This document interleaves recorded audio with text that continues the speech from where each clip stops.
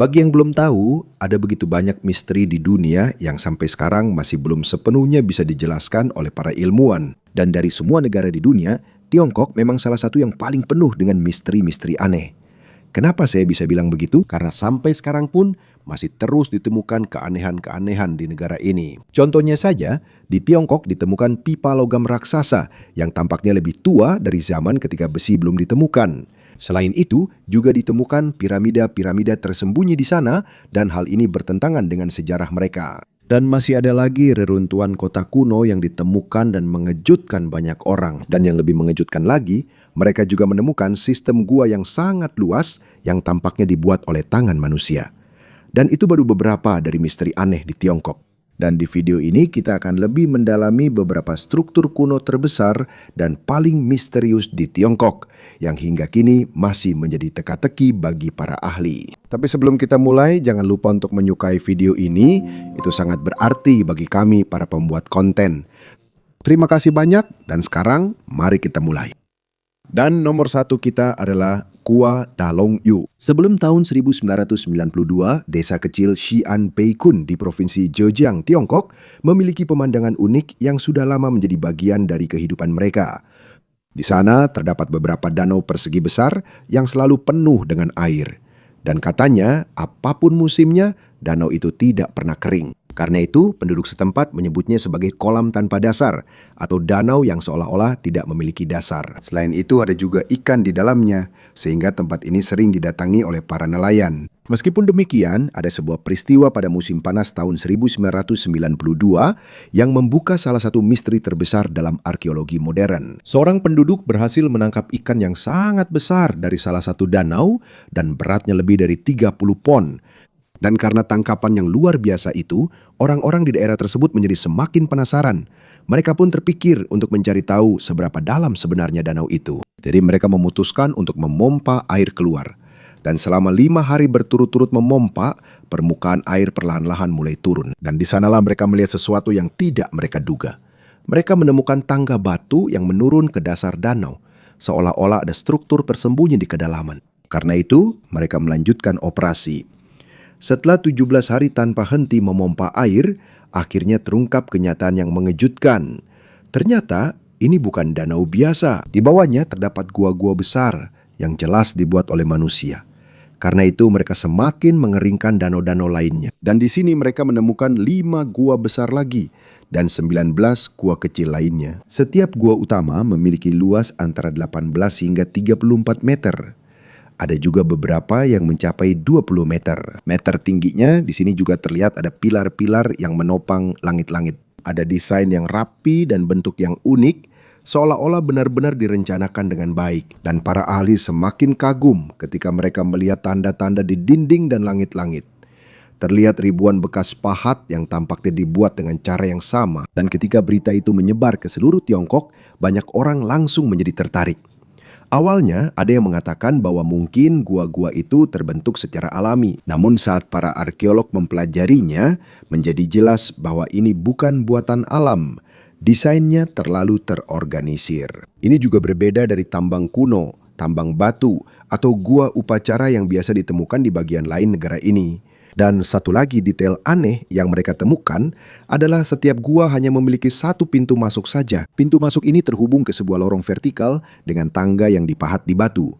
Melalui lorong ini, air hujan dan air dari permukaan bisa masuk. Dan ada juga sistem saluran drainase yang rumit serta lubang-lubang yang berfungsi sebagai penampung air untuk mengontrol aliran air. Dan itu belum semuanya. Gua-gua ini diposisikan dari selatan ke barat daya. Karena itu lebih banyak sinar matahari yang masuk ke dalam. Bahkan sisi-sisi dindingnya tidak hanya tegak lurus. Dindingnya sedikit miring agar beban yang ditanggung langit-langit berkurang dan mencegah runtuh. Ini menunjukkan bahwa para pembuatnya memiliki pengetahuan yang mendalam tentang teknik. Menurut analisis para ahli, kemungkinan gua-gua ini digali dari atas ke bawah. Dan mereka perlahan-lahan menghilangkan batu setiap lapisan menggunakan pahat dengan berbagai ukuran. Faktanya, beberapa pahat kuno ditemukan di salah satu gua tersebut. Dan disinilah semuanya menjadi semakin misterius. Tanda-tanda di dinding sangat rata dan hampir sama semua, seolah-olah dibuat oleh mesin. Ada juga beberapa peneliti yang memperhatikan kemiripan ini, pola-pola yang dihasilkan oleh peralatan pengeboran modern. Dan ketika membandingkan tanda-tanda di Gua Longyu dengan jejak mesin modern saat ini, kemiripannya sangat mencengangkan. Bentuknya hampir sama persis. Karena itu, beberapa orang bertanya-tanya, mungkinkah teknologi canggih digunakan oleh orang-orang yang membuat ini? Sampai sekarang, masih belum ada jawaban yang jelas siapa yang membuat Gua Longyu. Kapan tepatnya gua-gua ini dibuat? Dan sebenarnya, untuk apa seluruh proyek ini? Sudah beberapa dekade para arkeolog mempelajari ini, namun masih banyak detail yang tetap menjadi misteri. Faktanya, hanya sedikit informasi sejarah yang merujuk pada hal ini. Ada sebuah puisi kuno dari abad ke-19 yang ditulis oleh Wu Yu yang menyebutkan tentang tempat ini, namun tidak menjelaskan bagaimana atau mengapa gua-gua itu dibangun. Meskipun demikian, juga ditemukan beberapa pot tanah liat berlapis glasir di lantai gua-gua tersebut. Menurut hasil analisis, pot-pot tersebut berasal dari masa dinasti Han Barat, lebih dari 2000 tahun yang lalu. Ini menunjukkan bahwa gua-gua itu sendiri bahkan lebih tua daripada pot-pot tersebut. Dan jika semua gua itu dibuat secara manual, hanya dengan peralatan sederhana, kemungkinan besar proyek tersebut akan memakan waktu berabad-abad untuk diselesaikan. Karena besarnya konstruksi, ada para ahli yang percaya bahwa mungkin seorang kaisar atau pemerintah yang berkuasa yang mendanai proyek ini. Namun jika memang begitu, mengapa hampir tidak ada informasi tentang ini dalam sejarah? Dan salah satu misteri terbesar dari Gua Longyu adalah tanda-tanda di dindingnya. Para peneliti memperhatikan bahwa hampir semua ukiran itu serupa dan tersusun pada sudut tepat 60 derajat. Sangat sulit untuk melakukan ini jika hanya menggunakan alat manual. Selain itu, berdasarkan perhitungan, jutaan meter kubik batu harus diangkat untuk menciptakan seluruh sistem gua ini. Batu pasir juga memiliki berat sekitar 3 ton per meter kubik. Jadi total berat batu yang digali mencapai jutaan ton. Tapi inilah yang lebih mengejutkan. Tidak ada satupun tumpukan besar batu yang ditemukan di sekitarnya. Tidak ada jejak bekas kamp pekerja. Tidak ada desa kuno yang mungkin menjadi tempat tinggal para pekerja. Tidak ada bukti yang jelas kemana batu dalam jumlah besar yang dikeluarkan dari gua-gua itu dibawa. Dalam proyek sebesar ini, seharusnya ada jejak yang tertinggal. Namun hingga sekarang, semua bukti itu seolah-olah lenyap begitu saja. Dan bukan hanya Gua Longyu yang memiliki misteri seperti ini. Di berbagai bagian lain di Tiongkok, ada juga gua-gua kuno dan struktur bawah tanah lain yang menunjukkan rekayasa yang luar biasa. Karena itu, pertanyaannya semakin menguat. Seberapa maju sebenarnya beberapa peradaban kuno yang pernah hidup di wilayah ini? Banyak teori bermunculan seiring waktu. Ada yang mengatakan ini adalah kuari kuno. Ada juga yang percaya ini adalah fasilitas penyimpanan bawah tanah. Ada juga yang mengusulkan bahwa tempat ini mungkin adalah tempat para biksu atau komunitas khusus. Namun saat ini, belum ada cukup bukti untuk membuktikan atau sepenuhnya membantah satupun dari teori-teori ini. Dan seperti Gua Longyu yang berikutnya dalam daftar kita, pasti akan membuatmu lebih terkejut lagi. Selanjutnya di nomor 2, Kuari Yangshan. Di luar kota Nanjing di Tiongkok, ada sebuah situs kuno yang hingga kini masih menjadi misteri besar bagi para sejarawan dan insinyur. Inilah Kuari Yangshan. Sekilas tempat ini hanya terlihat seperti tambang batu tua.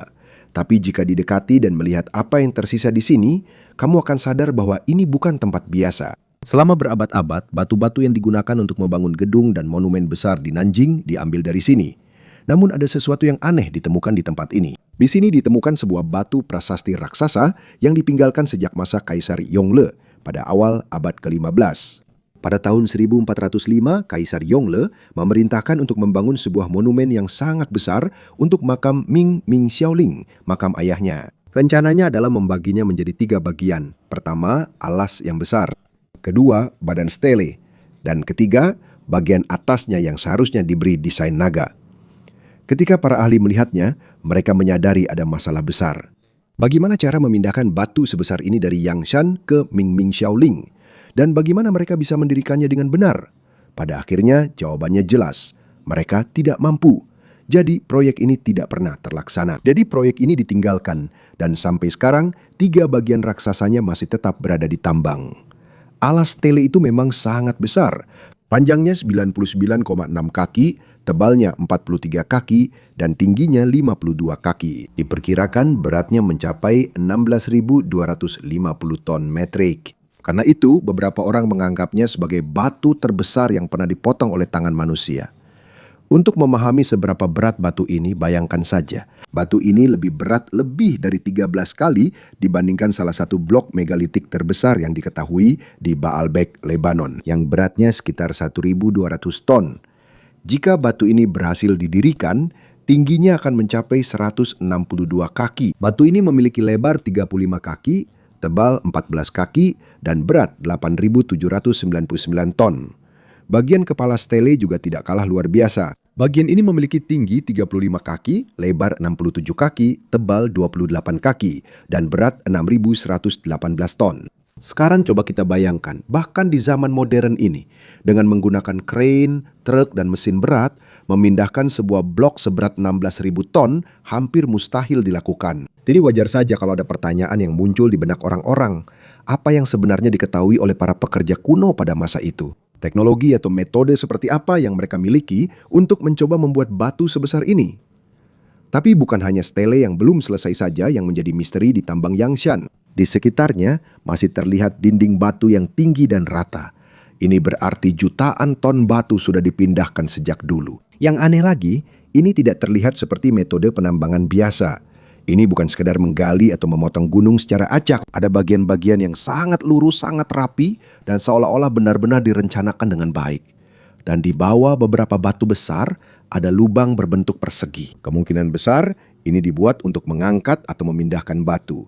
Namun, presisi dari potongan-potongan tersebut dan halusnya beberapa permukaan menunjukkan keahlian yang sulit dijelaskan jika hanya menggunakan peralatan sederhana. Ada alur-alur lurus pada batu-batu raksasa yang tampaknya dibuat oleh seseorang yang sangat ahli dalam mengendalikan batu. Seolah-olah mereka tahu bagaimana membentuk gunung seperti sedang mengukir kayu saja. Ada juga beberapa yang mengatakan bahwa permukaan yang sangat tua itu bisa menjadi tanda bahwa tempat tersebut sebenarnya lebih tua dari perkiraan biasanya.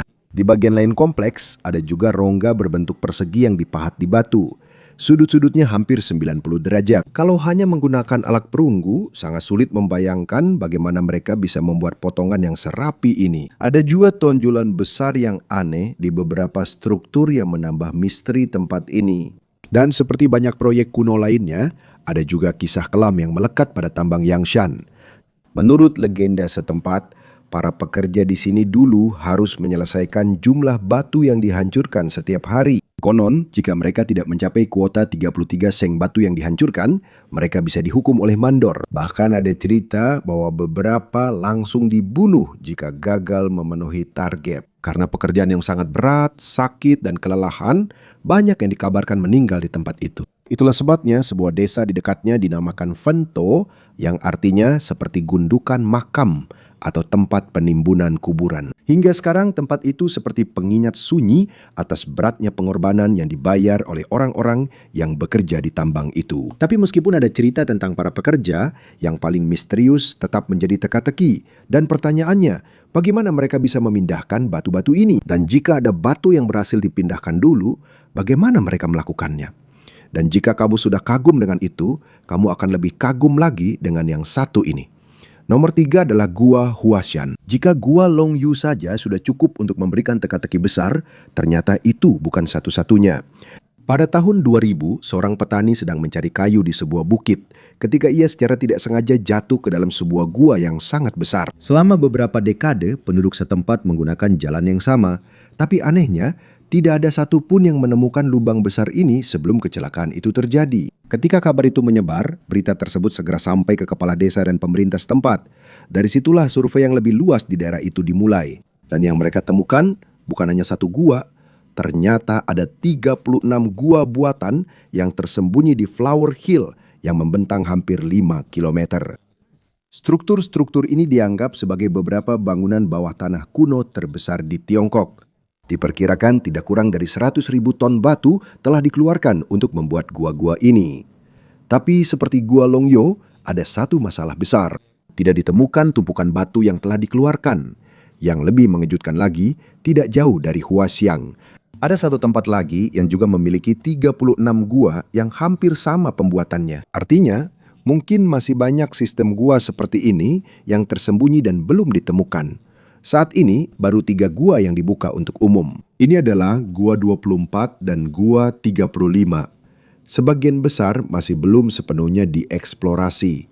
Gua 2, yang juga dikenal sebagai Gua Huansi, memiliki ruang masuk yang sangat besar. Panjangnya mencapai 140 meter dan luasnya lebih dari 1 ekar. Gua ini memiliki 2 tingkat, tetapi tingkat bawahnya belum sepenuhnya digali. Aula utamanya sangat luas sehingga sebuah mobil bisa lewat di dalamnya. Namun, tidak seperti terowongan modern yang rata dan tata letaknya terencana, Gua Huansi memiliki susunan yang unik. Ada ruangan dan pilar yang penempatannya tampak acak. Namun, meskipun bentuknya seperti ini, jelas bahwa ini bukanlah formasi alami. Masih terlihat bekas alat di dinding bagian dalam. Ada pilar-pilar dengan bentuk dan ukuran yang berbeda-beda. Ada kolam-kolam dalam yang selalu berisi air. Air ini kaya akan mineral, tapi anehnya tidak ada ikan di dalamnya. Biasanya, langit-langitnya setinggi 4 meter. Suhu di dalam juga dingin sepanjang tahun, hanya sekitar 15 derajat Celcius. Jadi saat musim panas, tempat ini seperti tempat berlindung alami dari panas. Di dalam, kadang-kadang kamu bisa melihat kabut dingin seperti awan tipis yang merayap di lantai gua. Saat menggali Gua 2, ditemukan pecahan piring porselen dan beberapa alat besi. Tapi alat-alat ini kecil saja, hampir seukuran mangkuk nasi. Jadi sulit untuk percaya bahwa alat-alat inilah yang digunakan untuk membuat gua-gua besar itu. Lebih mungkin bahwa seseorang menemukan gua itu di masa yang lebih baru. Mereka membawa peralatan dan menggunakan tempat itu sebagai tempat istirahat atau retret. Tapi yang lebih mengejutkan, jejak kaki dinosaurus juga ditemukan di Gua 2. Diperkirakan berasal dari 65 juta hingga 120 juta tahun yang lalu. Ada juga fosil kayu membatu yang diperkirakan berusia 150 juta tahun. Gua 35 yang disebut Istana Bawah Panah semakin memperdalam misteri tersebut. Panjangnya mencapai 170 meter dan luasnya lebih dari 3 ekar. Diperkirakan dari gua ini saja, sekitar 50.000 meter kubik batu telah dikeluarkan. Jumlah itu cukup untuk mengisi 15 kolam renang berukuran olimpiade. Di dalamnya terdapat aula besar, kolam-kolam, pilar-pilar, dan berbagai ukuran ruangan di kedua sisinya. Bagian terendahnya disebut kolam air jernih. Yang unik, kolam ini berada 2 meter lebih rendah dari sungai Sinan yang ada di dekatnya. Jika kolam ini terhubung ke sungai, seharusnya permukaan airnya sama, tapi kenyataannya tidak. Artinya, mungkin ada sumber air lain di dalam gua ini. Dan air ini juga bukan air biasa karena kandungan mineralnya tinggi dan komposisinya berbeda dibandingkan air tawar dari sungai. Dekat pintu masuk ada struktur batu berbentuk H2 lantai yang memberikan pemandangan indah seluruh gua kepada para pengunjung. Jika kamu melihat dari sana, kamu akan melihat luasnya tempat itu, bentuk pilar-pilar yang unik, dan suasana di dalam yang terasa tidak biasa. Langit-langit, dinding, dan pilar-pilarnya tampak memiliki desain yang berbeda-beda. Ada beberapa bagian yang terlihat alami, ada juga yang jelas-jelas buatan manusia. Karena pencahayaan di dalam, rasanya seperti kamu masuk ke dunia lain. Ada juga perbedaan elevasi yang mencapai 20 meter. Itu sebabnya seluruh tempat ini terlihat semakin unik. Gua 2 dan Gua 35 memiliki langit-langit miring dengan sudut 45 derajat. Yang mengagumkan, sudutnya sesuai dengan kemiringan bukit bunga. Artinya, para pembuatnya tidak sekadar menggali saja. Mereka tahu bagaimana mengikuti bentuk gunung dan menjaga bagian dalam gua tetap kokoh. Gua-gua Huasan dibuat dengan rapi dan memiliki ventilasi yang baik. Hampir tidak ada gema di dalamnya, sehingga ada yang bilang tempat ini cocok untuk meditasi. Di seluruh kompleks gua terlihat berbagai bekas alat. Sepertinya para pembuatnya mencoba berbagai jenis peralatan saat membentuk batu tersebut. Ada bekas-bekas yang oleh beberapa orang dibandingkan dengan Gua Longyo, Tambang Yangsan, Baalbek Petra, bahkan dengan struktur gua di Turki. Karena kesamaan beberapa pola, ada yang percaya bahwa mungkin jenis pengetahuan atau teknologi yang digunakan di tempat-tempat ini adalah sama. Ada juga yang mengatakan bahwa bekas alat di beberapa bagian mirip dengan tanda dari mesin modern. Jadi muncullah teori yang lebih berani.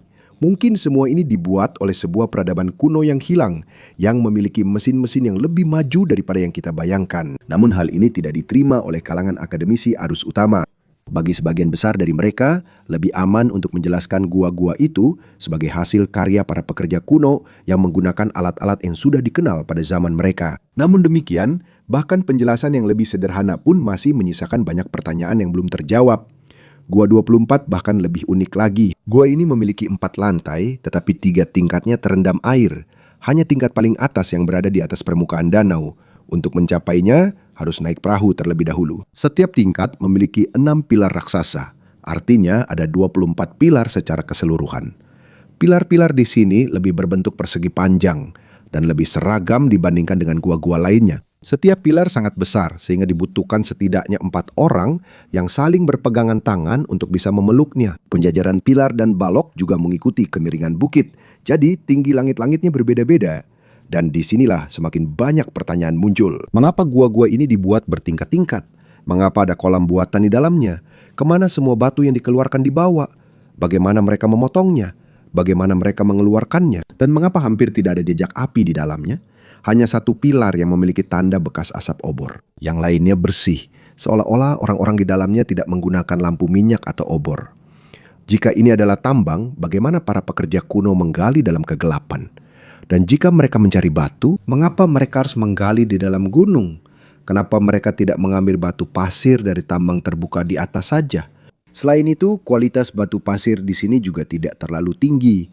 Batu ini juga tidak cocok dengan batu yang digunakan di situs arkeologi terdekat. Jadi sulit untuk mengatakan bahwa ini hanya tambang biasa.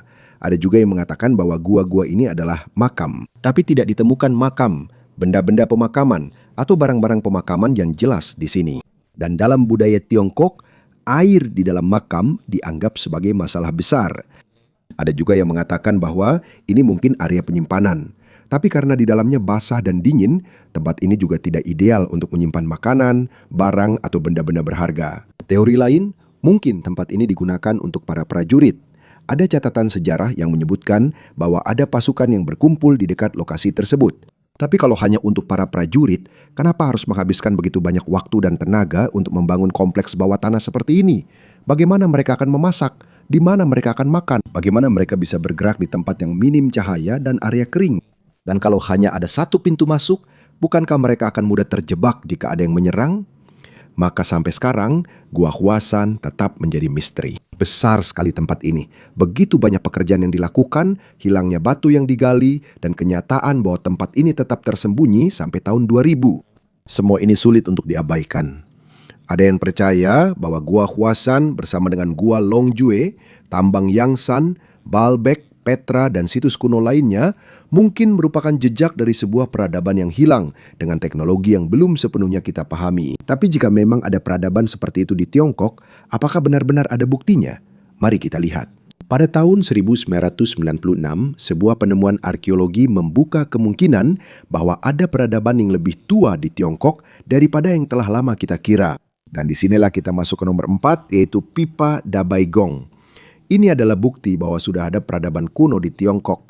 Pada tahun 1996 ditemukan pipa-pipa aneh di dekat Gunung Baigong di Tiongkok. Pipa-pipa ini memiliki berbagai ukuran, mulai dari yang setipis tusuk gigi hingga beberapa inci lebarnya.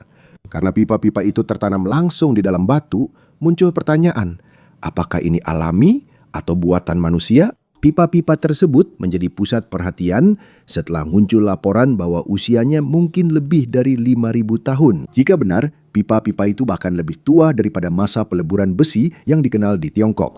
Ada juga peneliti yang menemukan pipa-pipa berkarat di dalam gua-gua di daerah tersebut. Beberapa tampaknya terhubung ke gunung dan bawah tanah yang memunculkan teori bahwa mereka adalah bagian dari sistem air kuno.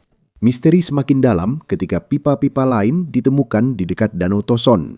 Beberapa terkubur di bawah danau, sementara yang lain menonjol di atas permukaan air. Namun ketika dilakukan pemeriksaan yang lebih detail, muncul penjelasan yang lebih sederhana. Menurut penelitian Nali Shaolin dan para peneliti lainnya, kemungkinan besar benda-benda ini sebenarnya bukan pipa, melainkan akar pohon purba yang telah menjadi fosil yang digantikan oleh mineral selama waktu yang sangat lama. Pada tahun 2003, para ilmuwan juga menemukan senyawa organik dan cincin pertumbuhan yang mendukung teori ini. Namun demikian, misterinya tidak sepenuhnya hilang. Pada tahun 2007 dilaporkan bahwa ada beberapa bagian dari tabung yang menunjukkan radioaktivitas yang tidak biasa. Hingga saat ini, sebagian besar ilmuwan percaya bahwa pipa Baigong hanyalah formasi alami. Namun, masih ada beberapa detail tentang asal-usulnya yang tetap menjadi misteri.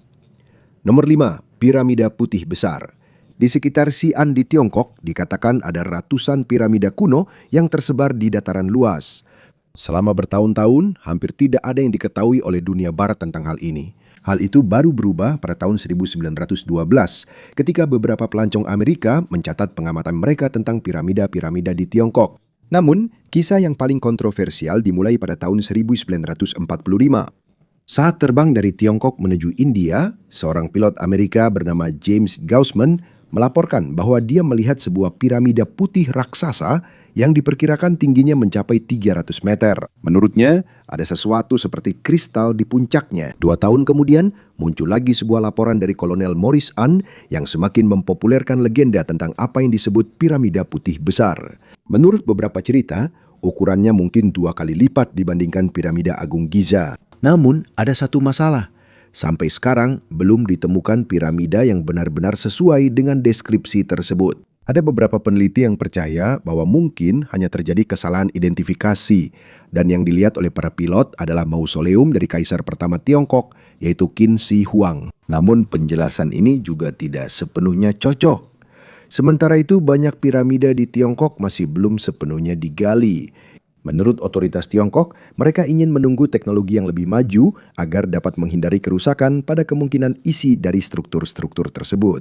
Karena itu, banyak rahasia mereka tetap tersembunyi. Topik ini menjadi semakin menarik dengan penemuan kerajaan Shu kuno, sebuah peradaban yang menunjukkan bahwa masih banyak yang belum kita ketahui tentang sejarah kuno Tiongkok. Sebagian besar piramida terbuat dari batu bata lumpur dan telah tertutup oleh rumput serta pepohonan selama ribuan tahun. Dari kejauhan, piramida-piramida itu sering terlihat seperti bukit-bukit biasa. Pada tahun 2000, beberapa pejabat Tiongkok mengatakan bahwa ada sekitar 40 piramida hanya di sekitar Xi'an saja. Dan seperti piramida lainnya di dunia, banyak diantaranya yang dengan hati-hati disejajarkan dengan arah mata angin utama. Salah satu penemuan terpenting di wilayah ini terjadi pada tahun 1974 ketika 2 petani secara tidak sengaja menemukan pasukan terakota. Ribuan patung prajurit ditemukan di makam Qin Shi Huang yang membuktikan betapa luas dan mengagumkannya proyek-proyek kuno Tiongkok.